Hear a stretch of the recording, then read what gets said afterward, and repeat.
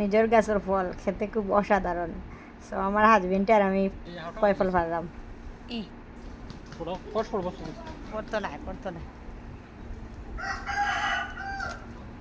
আমার হাত তো আমার যে মোটা ডাইটে পাকিও না পারিও না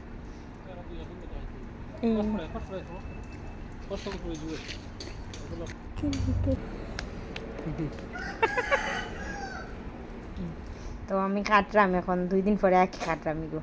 এটা 2 দিন পরে পেকে গেছে। ওয়াও, দেখতে খুব অসাধারণ একটা কালার, এত সুন্দর লুকিং কালার, লাল কড়া লাল, খুবই টেস্টি একটা ফল যা আমার গাছের পেঁপে। সো আমি গাছটা রইছিলাম আমার ফুবর ঘরের পাশে।